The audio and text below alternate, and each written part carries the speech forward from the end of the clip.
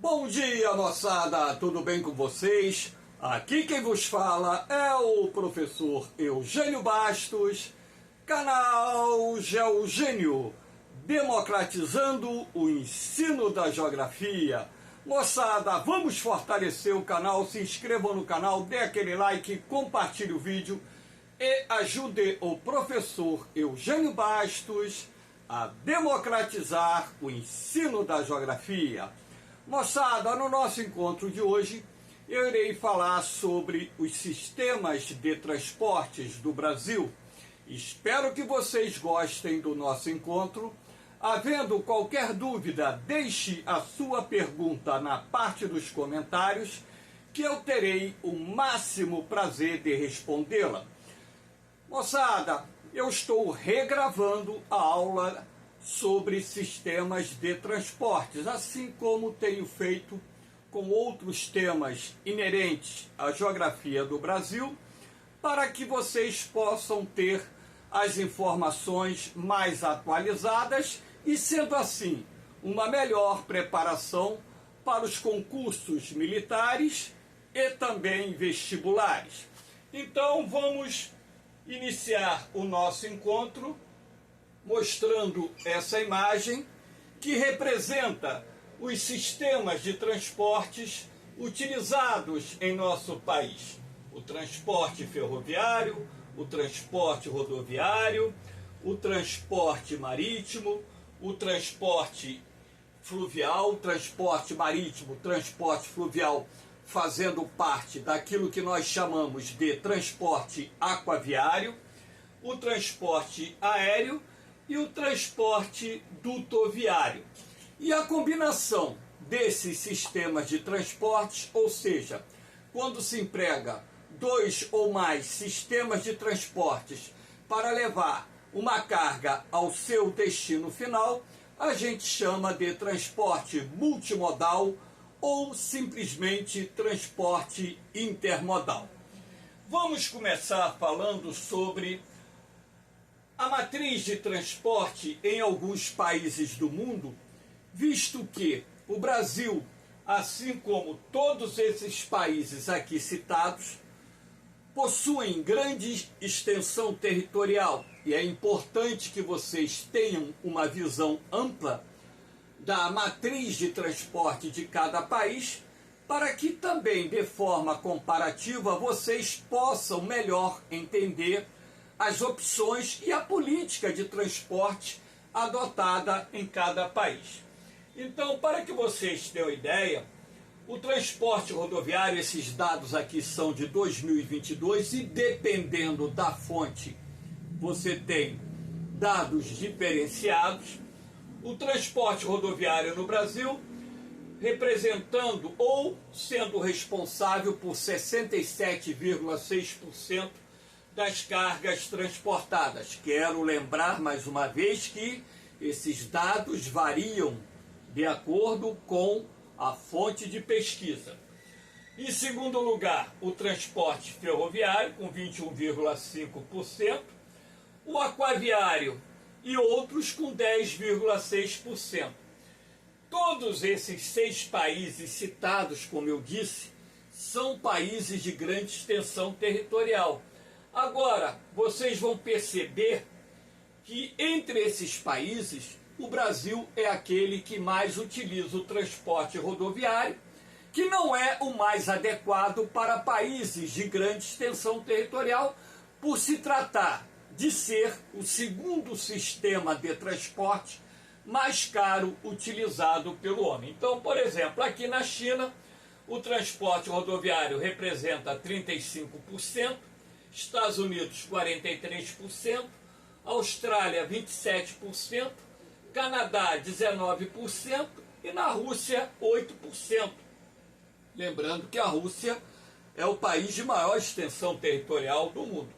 Aqui no Brasil, o ferroviário 21,5%, na China 14%, porém esse percentual vem crescendo ano a ano, porque a China é hoje o país que mais investe na expansão da sua malha ferroviária.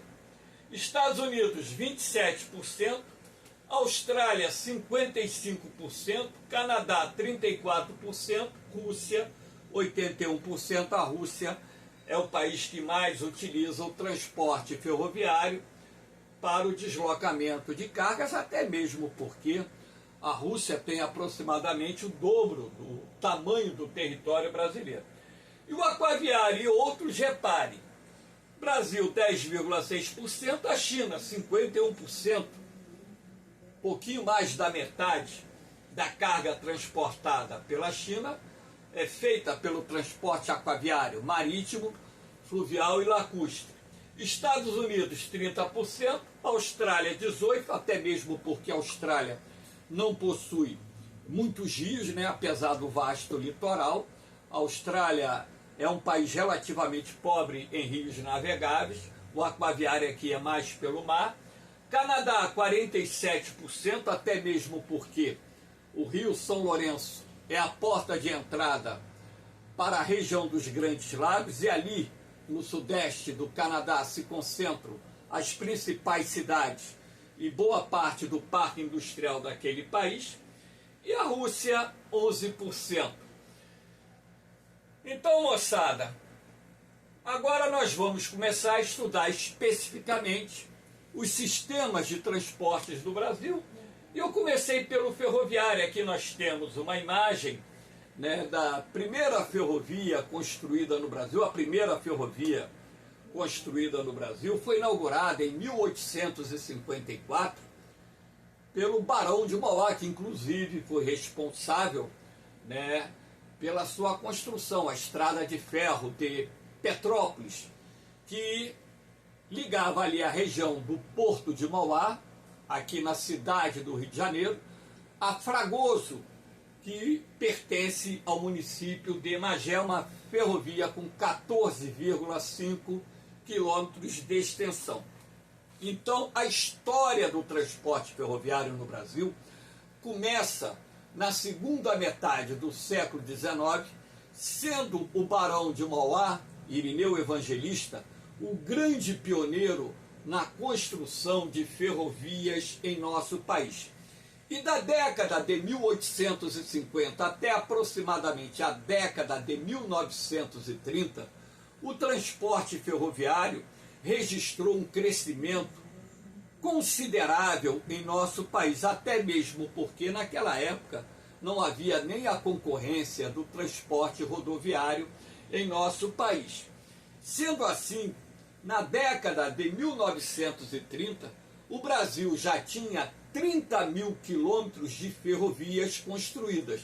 E através desse mapa aqui, é possível perceber claramente essas linhas vermelhas representam a malha ferroviária brasileira, que boa parte das ferrovias construídas no Brasil estão localizadas na região sudeste. Aí vocês poderiam me perguntar, mas por que a malha ferroviária brasileira se concentrou na região sudeste? Nós temos que destacar alguns aspectos importantes. Primeiro, que a capital era a cidade do Rio de Janeiro, capital do país. Em segundo lugar, o ciclo do café. O café foi a principal riqueza produzida no Brasil no século XIX, até a crise do café, que teve início em 1929. Então podemos assim dizer que boa parte da expansão da malha ferroviária existente na região sudeste apoiou-se na necessidade de interligar as regiões produtoras de café aos portos localizados no litoral, até mesmo porque boa parte da produção de café se destinava ao mercado internacional, principalmente aos Estados Unidos e ao mercado europeu. Razão pela qual nós temos a concentração da malha ferroviária na região sudeste do Brasil. Mas, professor, por que o transporte ferroviário ele entrou em decadência no país, principalmente a partir da década de 1960? Moçada, como eu tenho 65 anos de idade, eu acompanhei essa decadência do transporte ferroviário na minha juventude. na primeira faixa adulta, e eu percebi claramente o que aconteceu com o transporte ferroviário em nosso país. Então a gente pode destacar alguns fatores que, direta e indiretamente, contribuíram para a decadência do transporte ferroviário no Brasil. Por exemplo, a falta de investimentos vai ser responsável pelo sucateamento dos equipamentos ferroviários. Quando a gente fala equipamento ferroviário, a gente está falando em trens, as composições, os trens, os sistemas de sinalização, controle de tráfego e por aí vai. Um outro fator responsável por isso foi a redução dos investimentos. O governo começou a reduzir os investimentos no setor ferroviário. Então, essa redução dos investimentos foi a principal causa do sucateamento dos equipamentos ferroviários. Aqui no Brasil também há de se destacar que muitas ferrovias, sobretudo aqui no sudeste e sul do Brasil, têm traçados longos e sinuosos, porque o relevo aqui é muito movimentado, tem muito morro, tem muita serra. Então as ferrovias acabam tendo excesso de curvas. Então seus traçados ficam relativamente longos e as viagens são mais demoradas em função das curvas que essas ferrovias possuem. Quanto mais reta for uma ferrovia, maior velocidade o trem pode desenvolver. Então vou dar um exemplo bem claro para que vocês possam entender bem essa questão. Se nós tivéssemos hoje o trem de passageiro ligando Rio de Janeiro a São Paulo, essa viagem sem atraso ocorreria em torno de 9 horas, um pouquinho mais ou um pouquinho menos, dependendo do tipo de trem. Ora, você viaja de ônibus a 5 horas e meia. Se você pegasse um trem do Rio de Janeiro para Belo Horizonte, não existe mais esse trem de passageiro, a viagem levaria 11 horas. E de ônibus leva menos de 8 horas. Então, na verdade, os traçados longos e sinuosos também contribuíram para a morosidade e lentidão do sistema, reduzindo assim a sua competitividade com o transporte rodoviário. Também no Brasil nós temos muitas ferrovias com bitolas estreitas, o que consequentemente não comporta os modernos trens. E também no Brasil, não só no período imperial como no início da República, não existiu uma política para o transporte ferroviário que determinasse a implantação das bitolas, da bitola universal. Professor, o que é bitola? A distância entre os trilhos. Então, quando você fala em bitola universal, na verdade, eu estou querendo dizer a vocês que as ferrovias deveriam ter o mesmo padrão de bitola para que estas ferrovias pudessem ser interligadas, integradas. Hoje nós sabemos que é possível você interligar ferrovias com bitolas diferentes, claro, posicionando mais um trilho ou mais 2 trilhos. Então a ferrovia, em vez de ter um par de trilhos, vai ter 3 trilhos, vai ter 4 trilhos, dependendo da quantidade, de ferrovias com bitolas diferentes a serem interligadas a uma ferrovia. Só que no Brasil isso praticamente não foi feito. Então, na verdade, a nossa malha ferroviária, ela não é integrada. Então nós temos muitas ferrovias antiquadas, antieconômicas, que foram desativadas, foram abandonadas e que contribuíram para a decadência do transporte ferroviário em nosso país. O Brasil chegou a ter cerca de 40 mil quilômetros de estradas de ferro. Hoje o Brasil não opera 30 mil quilômetros de ferrovias. Para que vocês tenham uma ideia dos milhares de quilômetros de ferrovias que foram desativados. E nós temos que levar em consideração que nesse percurso algumas ferrovias foram construídas, novas ferrovias. Então podemos assim dizer que no Brasil foram desativadas aproximadamente 15 mil quilômetros desativados, perdão, aproximadamente 15 mil quilômetros de ferrovias. Aqui nós temos essa imagem para representar muito bem, né, o sucateamento. Aqui, ó, composições, vagões de trem enferrujando, abandonados, por serem antiquados, por falta de manutenção, enfim. Você encontra nos pátios das estradas de ferro até hoje, em muitas localidades do Brasil, essa imagem aqui, ou imagem semelhante a esta aqui. Olha o que eu disse a vocês, a questão da bitola, que a bitola larga, você tem aqui, aqui você tem a bitola estreita. Então essa ferrovia é uma ferrovia de bitola mista, porque ela pode tanto operar trens que têm, vamos dizer, rodas para trafegar em ferrovias de bitolas estreitas, assim como em ferrovias de bitolas largas. Então essa ferrovia aqui, ela é adaptada a receber trens que circulam em ferrovias de bitola estreita, ferrovias de bitola larga. Isso é mais comum que aconteça nos chamados países desenvolvidos. Aqui nós temos, né, a retomada dos investimentos no setor. É bom lembrar a vocês o seguinte, que lá no final da década de 1990, no governo do presidente Fernando Henrique Cardoso, o FHC, o Brasil começou a privatizar as ferrovias que estavam sob administração do Estado. Por exemplo, a Rede Ferroviária Federal administrava cerca de 70% das ferrovias brasileiras. A FEPASA, Ferrovias Paulistas S.A., 22%. A Vale do Rio Doce, que é uma empresa de mineração que na época pertencia ao governo, 5%. Só aí nós temos 97% das ferrovias administradas pelo governo. Como o governo não tinha recursos para investir na recuperação da malha ferroviária, qual foi a opção escolhida pelo governo? A privatização.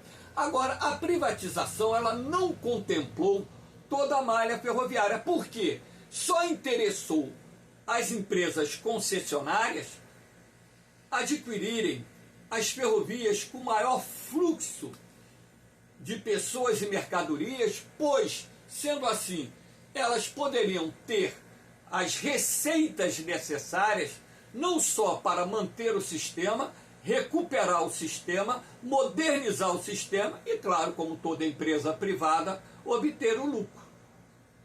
E também, já na década de 2000, no governo do presidente Lula e posteriormente no governo da presidente Dilma Rousseff, nós tivemos o PAC 2, o PAC das ferrovias, quando então o governo retoma a construção ou desenvolvimento de projetos de construção de ferrovias. Por exemplo, aqui em azul nós temos a ferrovia Norte-Sul. Essa ferrovia, na verdade, ela começou a ser construída no governo do presidente José Sarney, lá na finalzinho da década de 1980, 1988, por exemplo.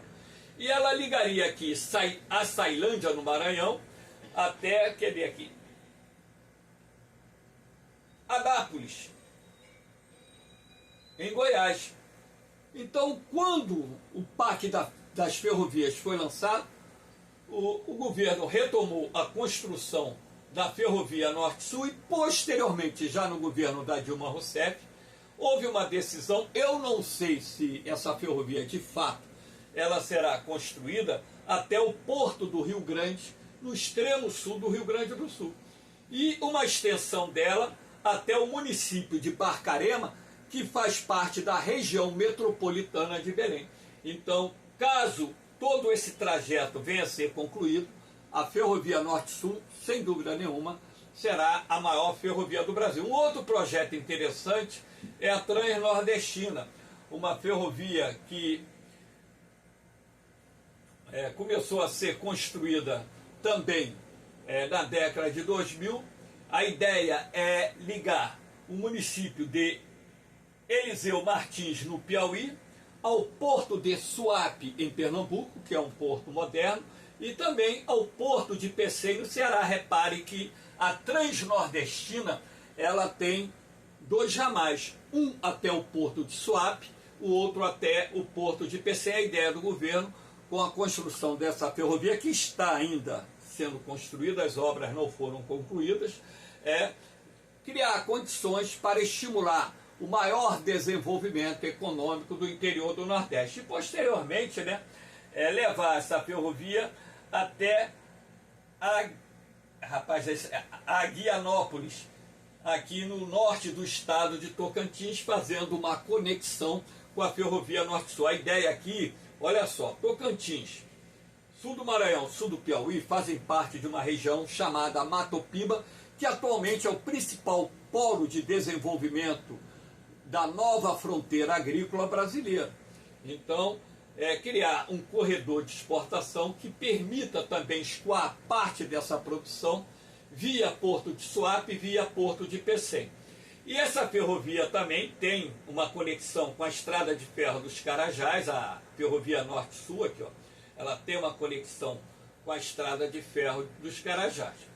E um outro projeto bastante interessante é a ferrovia Leste-Oeste, saindo aqui do Porto de Ilhéus, litoral sul da Bahia, até Figueirópolis, lá no sul de Tocantins. Também a ideia da ferrovia Leste-Oeste, que as obras estão bem avançadas, deve ser inaugurado a qualquer momento todo o seu trajeto, é criar um outro corredor de exportação que também favoreça o escoamento da produção de grãos aqui do Brasil Central até o Porto de Ilhéus. E nós temos aqui em azul outros grandes projetos, que estão sendo alavancados. O governo anunciou no ano de 2023 a retomada dos investimentos no transporte ferroviário, e sendo assim, novos projetos vão sair do papel, e a ideia é ampliar a malha ferroviária, porque um país de grande extensão territorial, ele de fato tem que priorizar um pouco mais o transporte ferroviário. Por quê? Quais são as vantagens do transporte ferroviário? Você tem que levar em consideração a grande capacidade para o transporte de cargas e passageiros. O seu frete é barato. O transporte ferroviário é o segundo sistema de transporte mais barato que existe. E é um sistema de transporte recomendado para longas distâncias. E o Brasil, por ser um país de dimensões continentais, ele se vê na necessidade de investir em modais de transporte mais econômicos, para que a nossa economia também possa obter maior competitividade no cenário internacional, porque um dos problemas que afetam o desenvolvimento, o crescimento da economia brasileira é justamente o gargalo existente nos sistemas de transporte. E, professor, quais seriam as desvantagens do transporte ferroviário? Bom, o custo é alto, você construir uma ferrovia é caro, a obra é um pouco mais demorada, o transporte ferroviário não é recomendado para você transportar cargas em curtas distâncias, Médias e longas distâncias é a recomendação do transporte ferroviário. E a sua baixa flexibilidade, O transporte ferroviário, ele não é tão flexível como é o transporte rodoviário. Aqui nós temos o transporte rodoviário, que é o modal de transporte mais utilizado no Brasil. Aqui nós temos a imagem de uma rodovia brasileira, com bastante volume de tráfego. E aqui nós temos o mapinha do Brasil apenas com parte das rodovias, as rodovias mais importantes, e nem todos esses traçados de fato foram ainda inaugurados, principalmente aqui na Amazônia. Tem alguns traçados aqui que não foram completamente finalizados. O Brasil, na verdade, ele conta entre rodovias e estradas com mais de 1.700.000 quilômetros, sendo que um pouco mais de 100.000 quilômetros são rodovias, estradas pavimentadas, aquelas asfaltadas. A maioria das estradas brasileiras são estradas de terra, aquele barro batido, terra batida, são as chamadas estradas vicinais, aquelas estradinhas que ligam uma fazenda, uma cidade, uma fazenda, uma rodovia principal. E a rapaziada que já viajou para o interior, já foi passar férias numa fazenda, no sítio, ou vive no interior, sabe muito bem o que eu estou falando sobre essas estradinhas de terra batida. Mas nós temos mais de 100 mil quilômetros de rodovias pavimentadas. A história do transporte rodoviário no Brasil, na verdade, vai ganhar força com esse presidente aqui, o Washington Luiz, que governou o Brasil na segunda metade da década de 1920. O Washington Luiz ficou muito famoso ao lançar um lema: governar é abrir estradas. Então foi a partir do governo do presidente Washington Luiz que o Brasil passou a dar maior prioridade para o transporte rodoviário. Agora também teve outros fatos importantes, né? O governo Vargas, que alavancou o desenvolvimento industrial brasileiro, por exemplo, né? O DNR, que foi criado lá atrás, o Departamento Nacional de Estradas e Rodagens, que hoje é o DENIT, né? Departamento de Infraestrutura Nacional de Infraestrutura de Transporte. O DNR chegou a lançar um plano rodoviário lá na década de 1930, 1937, um mapa, inclusive, com várias rodovias. E um dos pilares do governo Vargas que ajudou e foi de suma importância para a industrialização do Brasil foi o desenvolvimento da infraestrutura de transporte, priorizando o transporte rodoviário. Aqui nós temos a imagem do presidente Juscelino Kubitschek, no dia da inauguração da fábrica da Volkswagen, lá em São Bernardo do Campo, na região metropolitana de São Paulo. Então, a partir do momento em que o plano de metas atrai indústrias automobilísticas para o território brasileiro, há de se concluir o porquê do governo também priorizar o desenvolvimento do transporte rodoviário.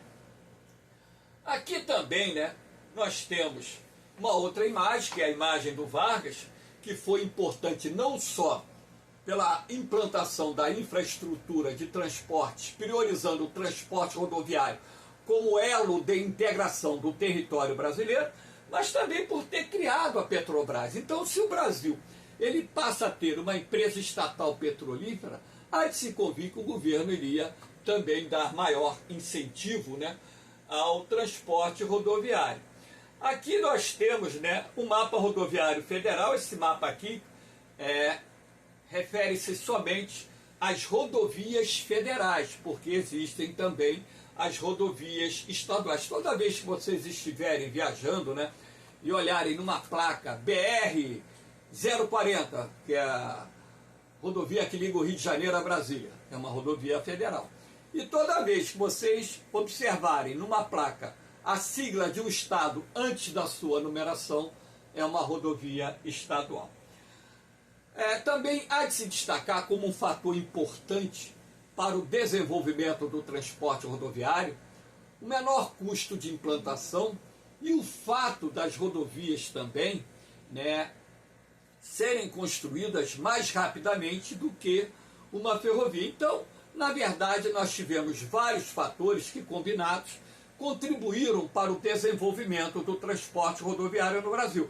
Agora, professor, mas estrategicamente essa política que foi desenvolvida no passado não pode ser considerada uma política equivocada? Eu não considero essa política como uma política equivocada da seguinte maneira: nós temos que levar em consideração a época vivida. Por exemplo, na época de Washington Luiz, na época de Getúlio Vargas, o barril de petróleo era muito barato, o litro da gasolina era muito barato. Então, se o combustível, o óleo diesel, a gasolina, por exemplo, que são combustíveis que alimentam automóveis, ônibus, caminhões, eram muito baratos, ora, se a construção de uma rodovia era mais barata e mais rápida, e nós, vivendo num país subdesenvolvido, há de se convir que a política ela foi adequada para aquele momento em função das vantagens que o sistema modal rodoviário apresentava. Agora, hoje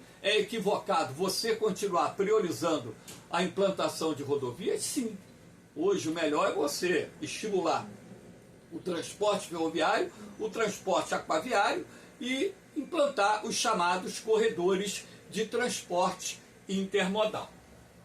Professor, quais são as vantagens e desvantagens do transporte rodoviário?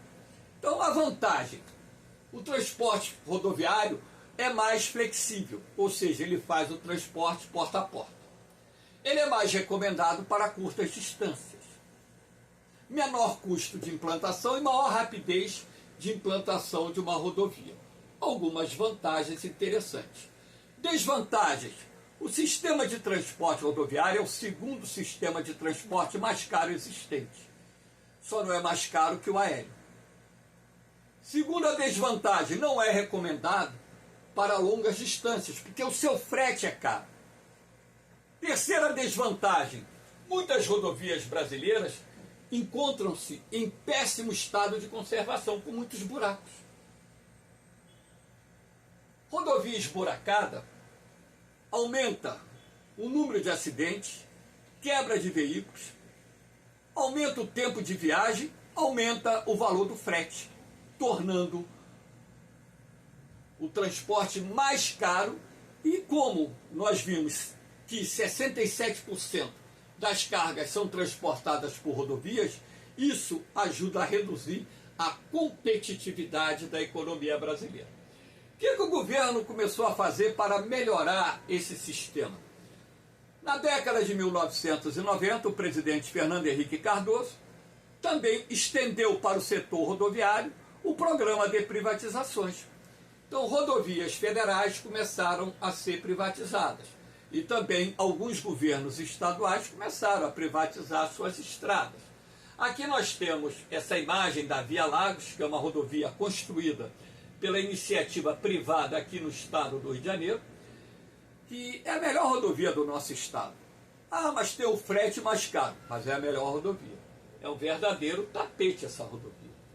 Então, a privatização ela veio, né, em alguns casos, não todos, até mesmo porque eu tenho um irmão que trabalha no DENIT, e ele diz que nem toda rodovia privatizada está em bom estado operacional. Agora, aquelas que têm concessionárias sérias, comprometidas com a responsabilidade contratual assinada com o governo, essas mantêm as estradas em bom estado operacional.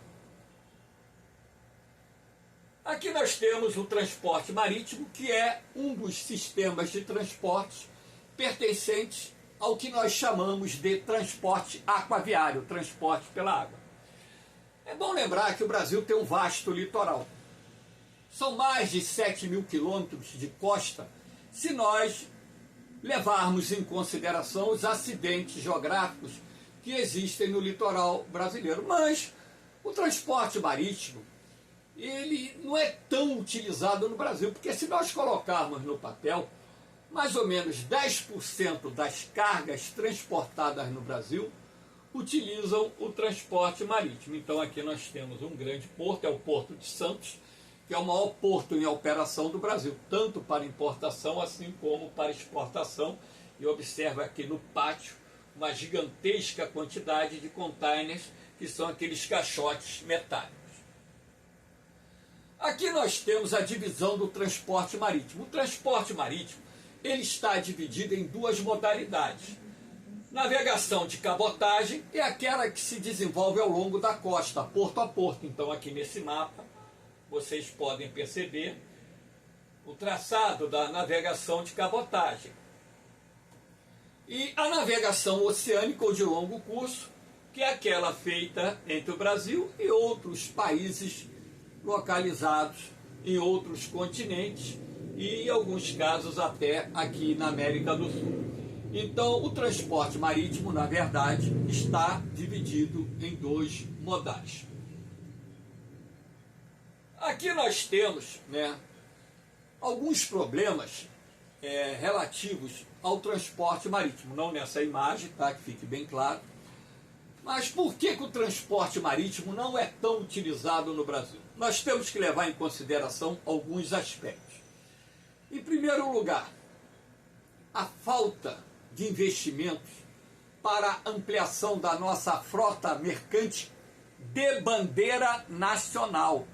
O Brasil gasta muito dinheiro, isso caiu no Colégio Naval, fretando navios. Fretar navios é alugar navios.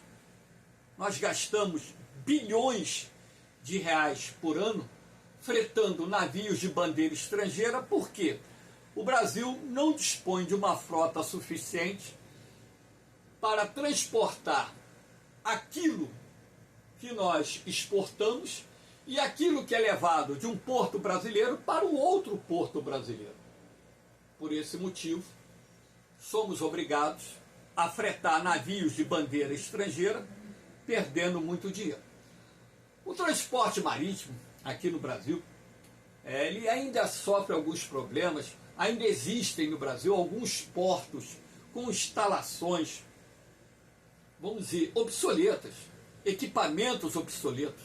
Então, quando você opera um porto com equipamento obsoleto, aumenta o custo, porque é mais lento você embarcar e desembarcar cargas. E todo navio, ele tem um custo diário. Então, você tem que agilizar as operações de carga e descarga.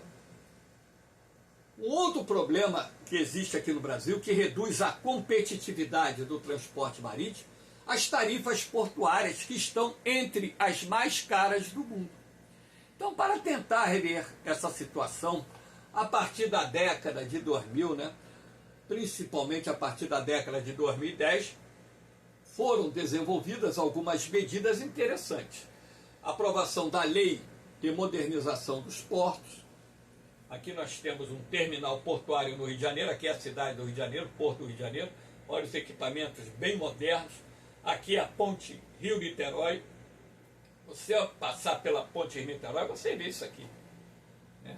Eu fico assim encantado quando eu pego o engarrafamento na ponte e vejo esses equipamentos carregando e descarregando navios.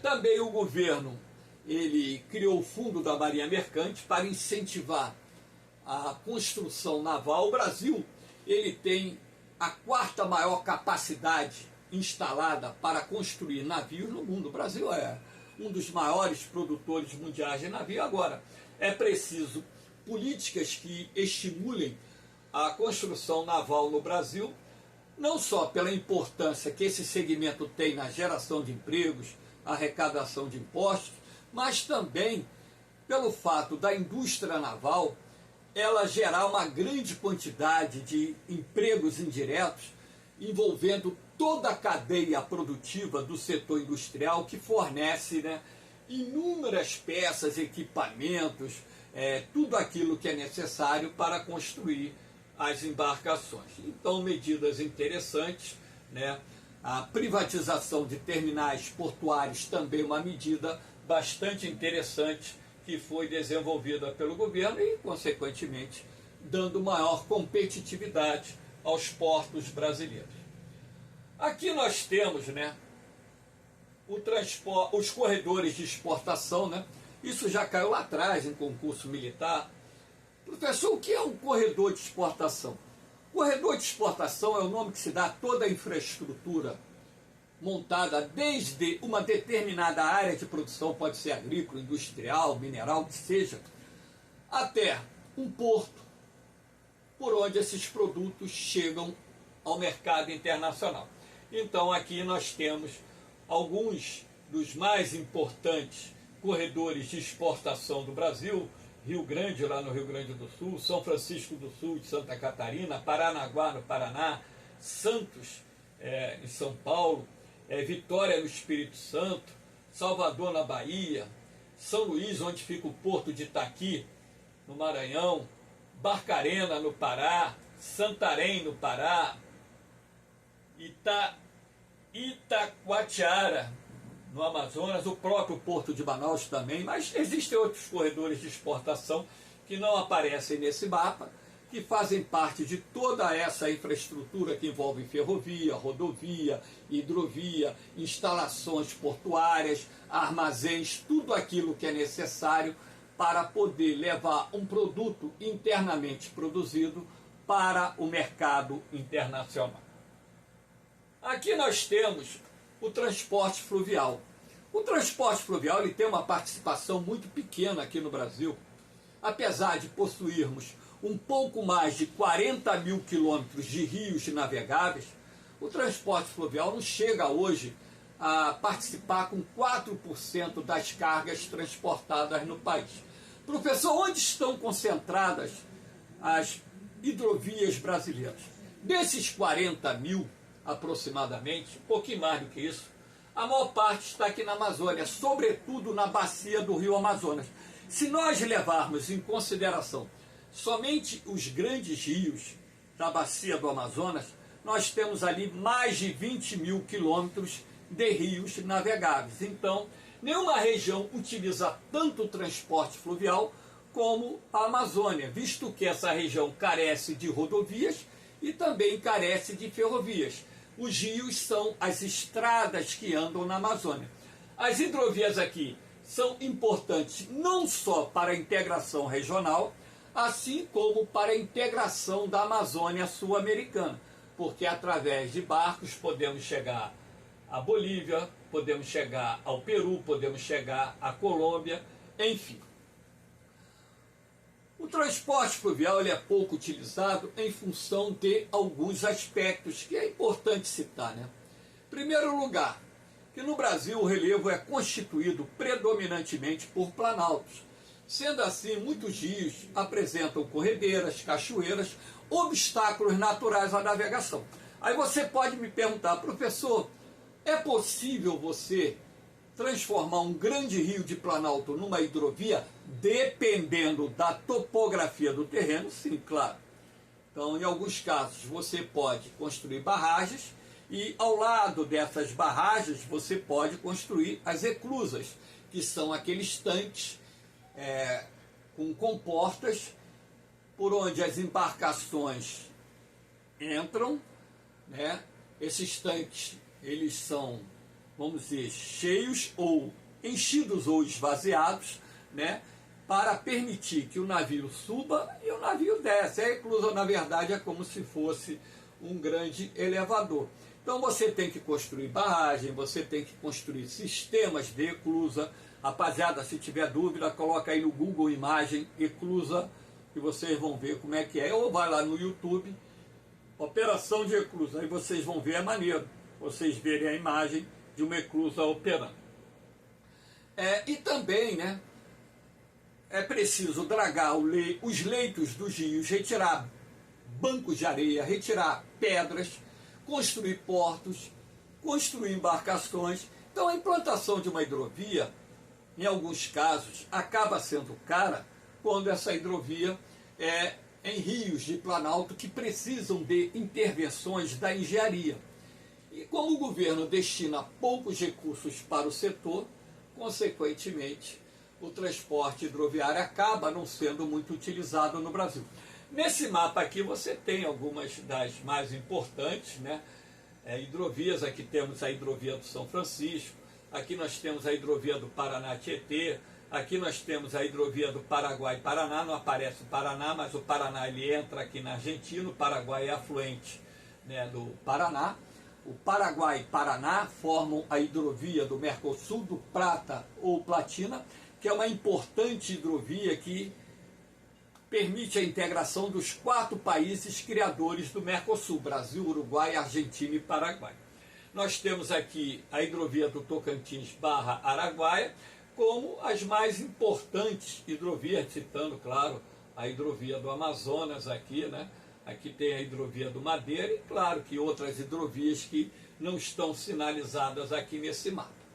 Professor, quais são as vantagens do transporte aquaviário? Aí eu vou falar do marítimo e fluvial. Barato. Todo o transporte pela água é barato. É o transporte mais barato que existe. No caso do transporte marítimo, pelo mar, como você pode utilizar embarcações maiores, o custo acaba sendo menor. E também a grande capacidade para deslocamento de cargas, apesar de ser um transporte relativamente lento, né? Dependendo, claro, do tamanho da embarcação. Aqui nós temos o transporte aéreo. O transporte aéreo, ele responde por cerca de 1,7%, 1,5% das cargas transportadas atualmente no Brasil, né? É um sistema de transporte pouco utilizado. Por quê? É um sistema de transporte muito caro. Dos sistemas de transportes utilizados pelo homem, é o mais caro existente. Aqui nós temos a imagem do aeroporto Tom Jobim, aqui na cidade do Rio de Janeiro, onde eu moro, né? Que é um dos maiores aeroportos do Brasil, carinhosamente chamado de Aeroporto do Galeão. Aqui nós temos um mapa do Brasil, identificando apenas os principais aeroportos do Brasil, e vocês podem ver que a região Centro-Sul, principalmente a região Sudeste, é aquela que possui a maior quantidade de aeroportos. Professor, quais são as vantagens do transporte aeroviário? Bom, é o mais rápido, uma grande vantagem. Segunda vantagem, é recomendado para o transporte de cargas valiosas, não só produtos industriais de alto valor agregado, assim como valores, dinheiro, ouro, joias, pedras preciosas e por aí vai. Também é indicado para o transporte de produtos perecíveis que têm necessidade de chegar ao seu destino num espaço de tempo menor. É utilizado também pelo correio, né, correspondências, coisa e tal, enfim. E quais são as desvantagens? O alto consumo de combustível, razão pela qual esse transporte é muito caro. A baixa flexibilidade, o avião não pode chegar a qualquer ponto, ele só pousa onde tem aeroporto, né? Dependendo do avião, tem que ser um aeroporto com uma pista muito grande. Esses grandes aviões só pousam em aeroportos com pistas muito grandes, né? A poluição sonora, quem vive ali nas imediações dos aeroportos convivem com aquele barulho infernal, né? Das turbinas dos aviões, né? Enfim, a poluição atmosférica, né? São algumas das desvantagens do transporte aéreo. O transporte aéreo, ele passou por um processo de modernização. Na década de 2000, vários aeroportos foram modernizados em função da Copa do Mundo, né? Que nos obrigou a promover investimentos nesse segmento. Aqui nós temos o transporte dutoviário. O transporte dutoviário, né, envolve não só os dutos. Aqui nós temos o duto, que pode ser usado para o transporte de água, que é comum, óleo, produto químico, gasolina, enfim, gás, petróleo. E nós temos o mineroduto, que é utilizado para o transporte de minério.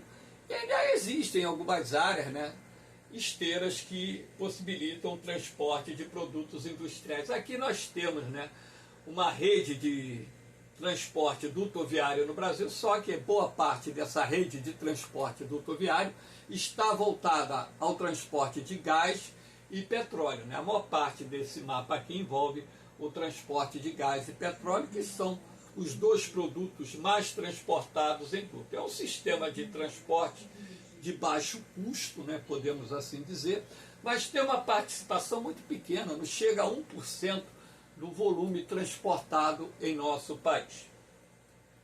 E aqui nós temos o transporte intermodal ou multimodal, que na verdade corresponde à utilização de dois ou mais modais de transporte para o deslocamento de determinadas cargas até um destino final. Então aqui você tem o transporte marítimo, aqui você tem o transporte rodoviário, aqui você tem o transporte ferroviário, aqui você tem o transporte aéreo, né, representando. Aqui pode ser também o transporte fluvial, né, o aquaviário, vamos dizer, o aquaviário que pega transporte marítimo, transporte fluvial, o caminhão representando aqui o transporte rodoviário, né, o trem representando o transporte ferroviário e o avião representando o transporte aeroviário.